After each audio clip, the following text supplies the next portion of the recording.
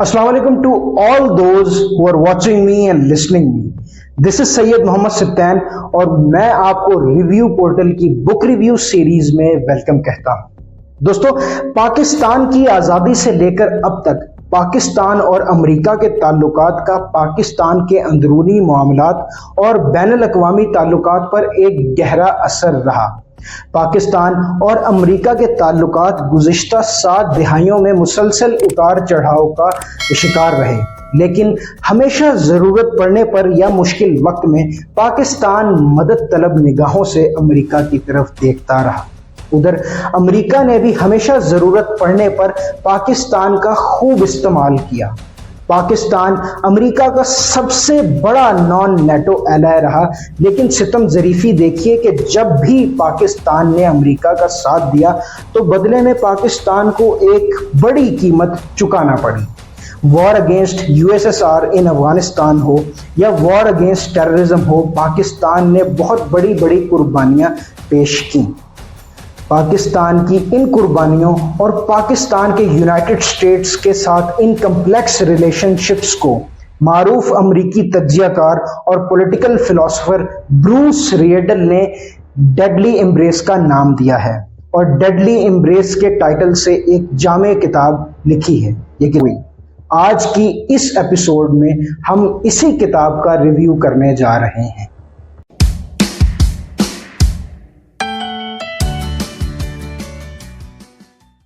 मुसन्निफ किताब का आगाज जिन्ना के विजन फॉर पाकिस्तान से करते हैं और लिखते हैं, कायद आज़म मोहम्मद अली जिन्ना का मकसद पाकिस्तान को हकीकी मायनों में एक डेमोक्रेटिक कंट्री बनाना था या एक इस्लामिक डेमोक्रेटिक कंट्री बनाना था, लेकिन आज़ादी के चंद सालों बाद पॉलिटिकल क्राइसिस की वजह से पाकिस्तान को आमरीत ने जकड़ लिया और आमरीत का ये आसेब पाकिस्तान को वहाँ लाया जहाँ आज पाकिस्तान खड़ा है।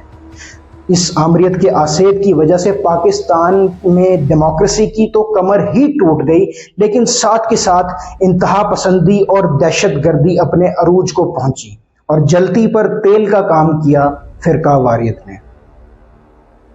मुसन्निफ लिखते हैं कि कायद आज़म मोहम्मद अली जिन्ना ने जो पाकिस्तान के लिए ख्वाब देखा था वो तो पूरा ना हो सका, लेकिन पॉलिटिकल क्राइसिस और इंस्टीट्यूशनल क्राइसिस और इसके साथ साथ आमिरों की फुलिशनेस की वजह से पाकिस्तान दो लख्त हो गया। लेकिन एक ऐसा वाकया जिसने पाकिस्तान की पॉलिटिकल डायमेंशंस और सोशल स्टैंडर्ड्स को बिल्कुल ही बदल के रख दिया, वो 1979 में सोवियत यूनियन का अफगानिस्तान पर हमला था। जी हाँ, सोवियत यूनियन महज अफगानिस्तान के पहाड़ फतह करने नहीं आया था, बल्कि उसका मकसद गर्म पानियों तक रसाई था और इसकी एक्सपेंशनिस्ट आइडियोलॉजी पाकिस्तान की सॉवरेनिटी के लिए एक पोटेंशियल थ्रेट थी। दूसरी तरफ अगर हम देखें तो उस दौर में कोल्ड वॉर अपने अरूज पे थी और अमेरिका किसी तौर पर नहीं चाहता था कि कम्युनिज्म का फैलाव हो। तो इस सारी सिचुएशन में पाकिस्तान का हाथ थामा यूनाइटेड स्टेट्स ऑफ अमेरिका ने और एक ऐसी दास्तान शुरू हुई जिसका अंजाम इंतहाई भयानक हुआ। जी हाँ, मैं अफगान फ्रीडम फाइट की बात कर रहा हूँ, जो आगे चलकर ग्लोबल जिहाद का रूट कॉज बनी और आज तक इसके आफ्टर शॉक्स हम महसूस कर रहे हैं। दोस्तों, ऑथर लिखते हैं कि दुनिया में जितने भी टेररिस्ट ऑर्गेनाइजेशंस ऑपरेट हो रहे हैं उनका ताल्लुक कहीं ना कहीं पाकिस्तान से ज़रूर मिलता है। इसकी मिसाल वो देते हैं कि 2009 में अमेरिकी सदर बराक ओबामा ने एक स्पीच की जिसमें उन्होंने पाकिस्तान को दुनिया की सबसे खतरनाक रियासत डिक्लेयर किया। और क्या आप जानते हैं कि ये स्पीच लिखने में बराक ओबामा की मुआवनत किसने की थी? इसी किताब के मुसन्निफ ब्रूस रिएडल ने। और दूसरी तरफ मुसन्निफ बताते हैं कि 2009 में जो मुंबई हमले हुए थे उनके मास्टरमाइंड अजमल कसाब ने इस चीज़ का एतराफ़ किया था कि उसको असिस्टेंस पाकिस्तान ने दी थी। और उसके बाद 2011 में एबटाबाद के इंतहाई हसास मुकाम के नज़दीक उसामा बिन लादेन, जो कि अमेरिका का रिसेंट पास्ट में सबसे बड़ा दुश्मन गुजरा है, उसका अमेरिकी मैरीन्स के हाथों कत्ल हुआ। ये तमाम सबूत इस चीज़ को साबित करते हैं कि पाकिस्तान ही इन सारी चीज़ों के लिए जिम्मेदार है। لیکن دوستو اس بات میں اتنی ہی حقیقت ہے جتنی آٹے میں نمک کی مقدار ہو۔ آگے چل کے میں آپ کو یہی بتانے والا ہوں کہ ان ساری چیزوں کے لیے اصل میں ذمہ دار کون ہے۔ پاکستان کی تاریخ کا اگر جائزہ لیا جائے تو بلا شبہ پاکستان کی تاریخ بہت تلخ ہے۔ پاکستان کی آزادی کے بعد اسے آمریت نے جکڑ لیا، پولیٹیکل کرائسس رہا، کانسٹیٹیوشنل کرائسس رہا، اور ملک کے پہلے جنرل الیکشنز آزادی کے 26 سال بعد ہوئے، جن کے نتیجے پر ملک دو لخت ہو گیا۔ پاکستان کے پہلے آمر فیلڈ مارشل ایوب خان تھے، جو مارشل لا لگانے کے وقت جنرل تھے۔ ایوب خان کی بات کریں تو وہ مشرقی پاکستان کے شہریوں کو تیسرے درجے کا شہری سمجھتے تھے، اور وہ بالکل نہیں چاہتے تھے کہ ایک مقبول حکومت بنے، کیونکہ اگر ایک مقبول حکومت بنتی جو عوام کے ووٹ سے آتی تو پاور شفٹ ایسٹ پاکستان کی طرف ہو جاتا۔ یہی ڈر تھا تمام ویسٹ پاکستان کی ایلیٹ کو۔ اسی وجہ سے موقع کو غنیمت جانتے ہوئے، حالات کا فائدہ اٹھاتے ہوئے ایوب خان نے مارشل لا لگا دیا اور یوں ملک کا بیڑا غرق کرنے میں ایک کلیدی کردار ادا کیا۔ ایوب خان نے اس وقت کے الیکشنز تک کو رگ کیا۔ قائد اعظم محمد علی جناح کی سگی بہن محترمہ فاطمہ جناح کو را کا ایجنٹ تک ڈکلیئر کر دیا، اور ان کے تمام ساتھی غدار ٹھہرے۔ لیکن وقت کی خوبصورتی یہ ہے کہ وقت بدلتا ہے۔ آگے چل کر ایوب خان اور ان کی فیملی پر $20 ملین کی کرپشن کا الزام لگا، اور شدید عوامی دباؤ کے نتیجے میں ایوب خان، جو فیلڈ مارشل ایوب خان تھے، گھر کو چلتے بنے۔ ایوب خان کے جانشین تھے جنرل آغا محمد یحییٰ خان، جو حقیقی معنوں میں پاکستان کے لیے ایک قیامت ثابت ہوئے۔ جی ہاں، ان کی پولیٹیکل فولشنس اور امیچور پالیسیز نے پاکستان کو دو لخت کر دیا۔ امیچور پالیسیز کی بات کریں تو اسمبلی کا اجلاس بلانے کی بجائے آپریشن سرچ لائٹ کا آغاز کر دیا، اور دوسری طرف بھارت پر جنگ بھی ڈکلیئر کر دی، اور اس آپریشن کا نام رکھا آپریشن چنگیز خان۔ جی ہاں، آپ کو سنتے ہوئے یہ محسوس ہو رہا ہوگا کہ اس پورے سیناریو میں امریکہ کا ذکر نہیں آ رہا۔ تو میں آپ کو بتاتا چلوں کہ 1947 سے لے کر 1971 تک پاکستان کا سب سے بڑا ایلائی اور اتحادی امریکہ ہی تھا، لیکن امریکہ پاکستان کو وہ سب نہ دے سکا جو شاید پاکستان اس پورے دور کے دوران ایکسپیکٹ کر رہا تھا۔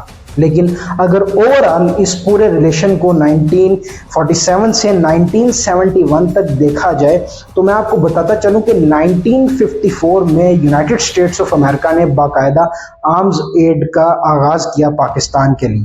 دوسری طرف 1955 میں پاکستان ڈائریکٹ سیٹو اور سینٹو کا ممبر بن گیا اور کھل کر USSR کے خلاف کھڑا ہو گیا امریکہ کے ساتھ۔ آگے چل کر ہم دیکھیں تو 1958 میں چارلز برٹن مارشل، جو ایک امریکی ماہر قانون تھے، وہ پاکستان آئے، اور ان کا مقصد پاکستان کی حکومت کی قانون سازی میں معاونت تھا۔ دوسری طرف 1958 میں پاکستان اور امریکہ کی محبت میں مزید اضافہ ہوا اور بڈویر کے مقام پر ایک ایئر بیس قائم کی، جس کا کنٹرول مکمل طور پر امریکہ کے حوالے کر دیا گیا۔ اس بیس سے U2 اسپائی مشنز کو مانیٹر کیا جاتا تھا۔ اگر آپ نہیں جانتے کہ U2 اسپائی مشنز کا مقصد کیا تھا تو میں آپ کو بتاتا چلوں کہ U2 اسپائی مشنز کا مقصد union of Soviet socialist republic کی مانیٹرنگ تھا۔ یہ بھانڈا تب پھوٹا جب ایک U2 اسپائی پلین کو USSR کی ایئر ڈیفنس نے گرا دیا، اور اس کے بعد اس کے پائلٹ گیری پاورز کو اریسٹ کر لیا۔ اس کے بعد آپ جانتے ہیں کہ USSR نے کیا کہا کہ Pakistan should not play with the fire. اور اگر ہم آپ کو یہ بتائیں کہ اتنا بڑا ایلائی ہونے کے باوجود بھی جب 1965 کی وار لگی تو یونائٹڈ اسٹیٹس آف امریکہ نے اپنے آپ کو ایک فاصلے پر رکھ لیا۔ اس کا مقصد یہ تھا کہ پاکستان کی مدد نہ کر کے اس صورتحال میں جنگ بندی میں معاونت ہوگی، لیکن پاکستان کو اس کا نقصان ہوا۔ اور دوسری طرف 1971 میں بھی پاکستان امریکہ کی مدد کی راہ تکتا رہا، لیکن امریکہ پاکستان کی مدد کو کھل کر نہ آ سکا۔ لیکن اگر دوسری طرف ہم یو ایس ایس آر کو دیکھیں تو یو ایس ایس آر تمام سیناریوں میں انڈیا کے ساتھ شانہ بشانہ کھڑا رہا، اور 1965 اور 71 میں پاکستان کو مجبوراً چائنا کی طرف دیکھنا پڑا۔ اس کے بعد آتھر لکھتے ہیں کہ 1974 میں بھارت نے ایٹمی دھماکے کر ڈالے، جو کہ پاکستان کی ایگزسٹنس کے لیے ایک بہت بڑا چیلنج ثابت ہوا، اور اس وقت مسٹر بھٹو نے کہا کہ گھاس کھا لیں گے لیکن ایٹم بم ضرور بنائیں گے، اور یوں ایک نیوکلیر ریس ساؤتھ ایشیا میں شروع ہو گئی۔ لیکن اگر بھٹو کی بات کی جائے تو آتھر لکھتے ہیں کہ بھٹو ایک آٹوکریٹ بننا چاہتے تھے، لیکن بھٹو کی زندگی کی سب سے بڑی غلطی جنرل ضیاء الحق کو چیف آف آرمی سٹاف بنانا تھا، اور یہی تقرری انہیں وزیر اعظم کی کرسی سے تختہ دار تک لے پہنچی۔ جنرل ضیاء الحق نے بمشکل اقتدار سنبھالا ہی تھا کہ 25 دسمبر 1979 کو union of Soviet socialist republic کی ریڈ آرمی کی 40th بریگیڈ نے افغانستان پر حملہ کر دیا۔ اس حملے کے نتیجے میں پاکستان اور امریکہ کی گویا رات کی نیندیں ہی اڑ گئیں۔ اگر ہم پاکستان کی بات کریں تو پاکستان کے لیے آبویسلی یہ پوٹینشیل تھریٹ تھا پاکستان کی سوورینٹی کے لیے، ہم پہلے بھی آپ کو بتا چکے ہیں۔ اس کے نتیجے میں افغانستان سے ایک جہاد کی پکار اٹھی، جس کے نتیجے میں امریکہ نے تمام مجاہدین کی خوب امداد کی۔ پاکستان کے فاٹا ریجن میں جہادی کیمپس کا قیام کیا گیا، اور کیا آپ جانتے ہیں کہ ان جہادی کیمپس کے منتظمین کون تھے؟ اسامہ بن لادن اور عبداللہ یوسف اعظم۔ جی ہاں، ان کیمپس کو فنڈز مہیا کرنا امریکہ کی ذمہ داری تھی، اسلحہ وغیرہ مہیا کرنا DIB اور CIA کی ذمہ داری تھی، اور ٹریننگ پاکستان کی ذمہ داری تھی، اور یوں کم و بیش امریکہ نے اس پوری جنگ میں $12 ارب کی امداد دی۔ اس جنگ کے نتیجے میں union of Soviet socialist republic کے ٹکڑے ٹکڑے ہو گئے اور امریکہ کامیاب ہو گیا۔ اس جنگ کو آپریشن سائیکلون کا نام دیا گیا تھا۔ پاکستان آج بھی اس جنگ کو اپنی ایک بہت بڑی فتح سمجھتا ہے۔ افغانستان سے روس تو چلا گیا، لیکن بدلے میں پاکستان اور افغانستان کو جو چیز ملی وہ کلاشنکوف کلچر تھا۔ اسی کلاشنکوف کلچر کا تذکرہ محترمہ بے نظیر بھٹو آتھر کے ساتھ ہوئی بھی ایک ملاقات میں کرتی ہیں، اور آتھر نے اس کتاب میں اس کے بارے میں لکھا ہے۔ دوسری طرف آتھر کہتے ہیں کہ محترمہ بے نظیر بھٹو نے ملاقات میں یہ بھی کہا کہ ضیاء کے مارشل لا اور ان کے والد کے تختہ دار تک پہنچنے میں CIA کا ایک اہم کردار رہا، یعنی وہ CIA کو اس سب کی ذمہ دار ٹھہراتی تھیں۔ لیکن یہ کتاب کا تیسرا چیپٹر ہے جس میں آتھر اوورآل ملا عمر کے جہاد کو ڈسکس کر رہے ہیں۔ مصنف لکھتے ہیں کہ وہ تمام شخصیات جو USSR کے خلاف امریکہ کی اتحادی تھیں، جیسا کہ جنرل ضیاء الحق، جنرل اختر عبد الرحمان، عبداللہ یوسف اعظم، یعنی یہ 3 بڑی شخصیات، ان کی ایک پراسرار طور پر موت ہو گئی۔ جی ہاں، جنرل ضیاء الحق اور جنرل اختر عبد الرحمان کا طیارہ کریش کر گیا، اور آج تک کوئی نہیں پتہ لگا سکا کہ اس کا اصل ذمہ دار کون تھا۔ دوسری طرف عبداللہ یوسف اعظم، جنہیں فادر آف گلوبل جہاد بھی کہا جاتا ہے، وہ مسٹیریسلی پشاور میں ایک بم دھماکے میں مارے گئے، جس میں ان کے ساتھ 2 بیٹے بھی تھے، اور آج تک ان کے قتل کا بھی معمہ ہی ہے، اور پتہ نہ چل سکا کہ یہ کون تھا آخر ان سب کے قتل کے پیچھے۔ اور پھر مصنف سوچ کرتے ہیں ملا عمر کی جو ساری ایکٹیویٹیز تھیں افغانستان میں اس پہ، اور لکھتے ہیں کہ پھر ISI کی کمانڈ سنبھالی جنرل حمید گل نے، اور انہوں نے افغانستان میں موجود کمیونسٹ حکومت کے خلاف کنونشنل وارفیئر کو آپٹ کیا، اور یوں کابل فتح ہوا، اور افغانستان میں جو طالبان کی حکومت ہے اس کا قیام ہوا۔ لیکن اگر ہم دوسری طرف دیکھیں تو آتھر لکھتے ہیں کہ اس پوری 90 کی دہائی میں پاکستان پولیٹیکل کرائسس کا شکار رہا، اور پاکستان کے اوپر پوری دنیا سے انگلیاں اٹھ رہی تھی کہ پاکستان پوری دنیا میں گلوبل جہاد کو ہوا دے رہا ہے۔ اس کی مثال میں آپ کو دوں گا کہ ایک ایسا واقعہ ہوا کہ الیاس کشمیری جو آگے چل کے بہت بڑا القاعدہ کا حصہ بنا، وہ پہلے ایک کشمیری فریڈم فائٹر بن کر آگے سامنے آیا تھا انٹرنیشنل لیول پہ۔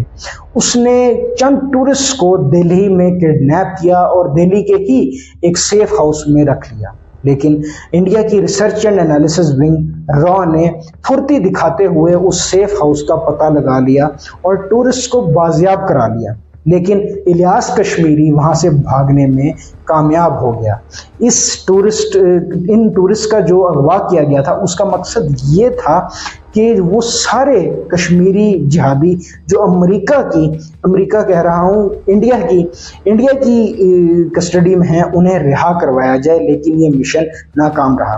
تو ان ساری انسرجنٹ ایکٹیویٹیز کی وجہ سے پاکستان کی طرف انگلیاں اٹھتی رہیں، لیکن حقیقی طور پر چیزیں پاکستان کے ہاتھ سے نکلنا شروع ہو گئی تھیں۔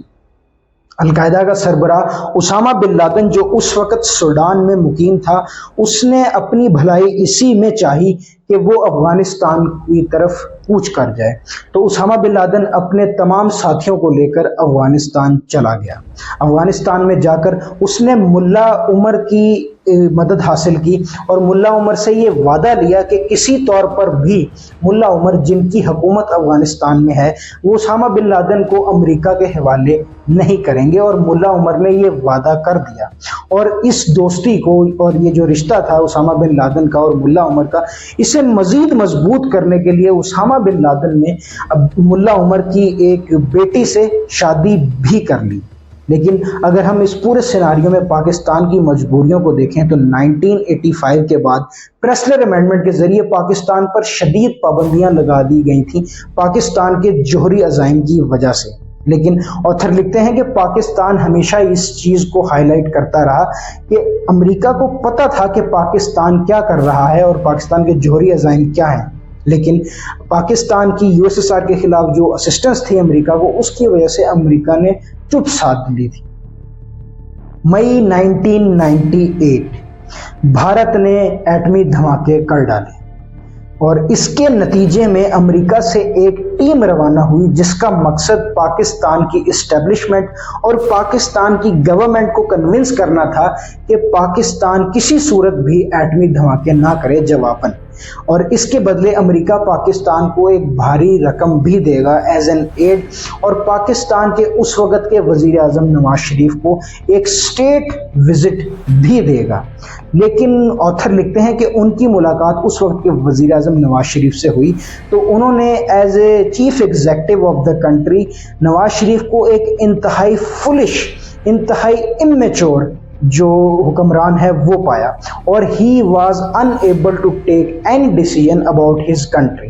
اور پھر آتھر لکھتے ہیں کہ ہماری جو ایفرٹس تھیں وہ ضائع ہو گئیں، اور وزیر اعظم نواز شریف نے شدید عوامی دباؤ اور اسٹیبلشمنٹ کے دباؤ کے نتیجے میں ایٹمی دھماکے کر ڈالے۔ اور دوستو یوں پاکستان دنیا کی سب سے پہلی مسلم ایٹمی طاقت بن گئی۔ اس کے بعد جو دنیا میں سب سے بڑا چیلنج دوسری طرف تھا وہ یہ تھا کہ اسامہ بن لادن نے ایک گلوبل جہاد لانچ کر دیا تھا امریکہ کے خلاف اور اس کے اتحادیوں کے خلاف۔ یہ ایک بہت بڑا خطرہ تھا۔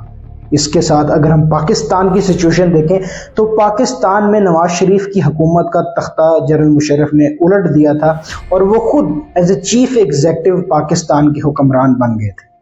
مشرف کے کو کے چند ہی عرصے بعد بل کلنٹن جو اس وقت یونائٹڈ اسٹیٹس آف امریکہ کے پریزیڈنٹ تھے، انہوں نے محض 3 گھنٹے کا پاکستان کا دورہ کیا اور اس دورے کے دوران ان کی جنرل مشرف سے ملاقات ہوئی، اور پریزیڈنٹ بل کلنٹن نے جنرل مشرف کو یہ تنبیہ کی، یہ خبردار کیا کہ اگر پاکستان نے دہشت گردی کے اس جن کو لگام نہ ڈالی تو مستقبل میں یہ پاکستان کی بربادی کا سبب بھی بن سکتا ہے۔ اور دوستو پردہ بدلا بالکل ایسے ہی جیسے تھیٹر میں پردہ ہٹتا ہے اور سین بدل جاتا ہے۔ 11 ستمبر 2001 امریکہ کے شہر نیو یارک میں ٹوئن ٹاورز پر القاعدہ کے ہائی جیک کیے گئے پیسنجر پلینز نے حملہ کر دیا اور یوں ایک بہت بڑا سانحہ ہوا۔ اس سانحے کی وجہ سے دنیا کی پولیٹیکل ڈائنامکس بالکل بدل گئیں۔ 29 अक्टूबर 2001 को उसामा बिन लादेन ने बाकायदा तौर पर एक अरबी चैनल पर आकर ये एक्सेप्ट किया कि 9/11 का असल जिम्मेदार अलकायदा है। बदले में अमरीकी हुकूमत ने मुल्ला उमर, जो उस वक़्त अवानी एमिरेट यानी जो अमारात इस्लामी थी, उससे ये मुतालबा किया कि उसामा बिन लादेन को अमरीका के हवाले किया जाए, लेकिन मुल्ला उमर ने साफ इनकार कर दिया और लड़ने के लिए तैयार हो गए। पाकिस्तान की बात करें तो पाकिस्तान के बारे में ऑथर लिखते हैं कि पाकिस्तान को एक फोन कॉल की गई जिसमें कहा गया, either you are with us और against us, else we will bomb you to the stone age. और उसके बाद पाकिस्तान ने अमेरिका की मदद करने के लिए अपनी कमर कस ली। दोस्तों, अमेरिका का साथ देना पाकिस्तान को बहुत महंगा पड़ा और इसके नतीजे में अलकायदा, टीटीपी और दीगर दहशतगर्द तंजीमों ने अपनी बंदूकों के रुख पाकिस्तान की तरफ कर लिए और इसके नतीजे में पाकिस्तान के बहुत से फौजी शहीद हुए और इनकी अगर टोटल तादाद आपको बताई जाए तो लगभग 25,000 पाकिस्तानी फौजी जवान शहीद हुए, जो कि नेटो फोर्सेस के फौजी जो अफगानिस्तान में हलाक हुए उनसे भी ज़्यादा है। दूसरी तरफ पाकिस्तान के सिविलियंस की बात की जाए तो डिफरेंट खुदकुश धमाकों में पाकिस्तान के 75,000 सिविलियंस शहीद हुए। अगर आपको उस दौर का मालूम नहीं तो मैं बताता चलूं कि पाकिस्तान ने एक ऐसा दौर भी देखा है जब रोज़ाना 1 या 2 खुदकुश हमले होना एक मामूल बन चुका था। 2015 के बाद ये सिचुएशन नॉर्मल हुई और पाकिस्तान स्लोली अमन की तरफ आया, लेकिन अगर हम ओवरऑल देखें तो पाकिस्तान को बहुत नुकसान हुआ।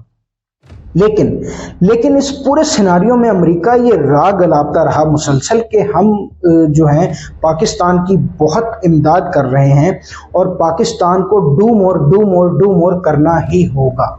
लेकिन अगर हम टोटल नुकसान का जायजा लें तो इस जंग के दौरान पाकिस्तान को $67.73 बिलियन का नुकसान हुआ, जो कि अगर हम रुपीस में कन्वर्ट करें तो ये तकरीबन 5,036 अरब रुपए बनता है। डॉलर कह रहा हूँ, सॉरी, 5,036 अरब रुपए बनता है, जो कि एक ह्यूज अमाउंट है पाकिस्तान को पे करनी पड़ी। और इसके बदले में जो इमदाद अमेरिका ने दी वो महज $27 बिलियन थी, जो कि इसका आधा बनती है। यानी पाकिस्तान ने जो नुकसान उठाया वो पाकिस्तान रिकवर नहीं कर सका और इसी वजह से पाकिस्तान की बुनियादें खोखली हो गई। लेकिन इसके बावजूद भी पूरी दुनिया पाकिस्तान को दहशतगर्दी का इल्ज़ाम देती रही या पाकिस्तान को एक टेररिस्ट स्टेट तक डिक्लेयर करती रही।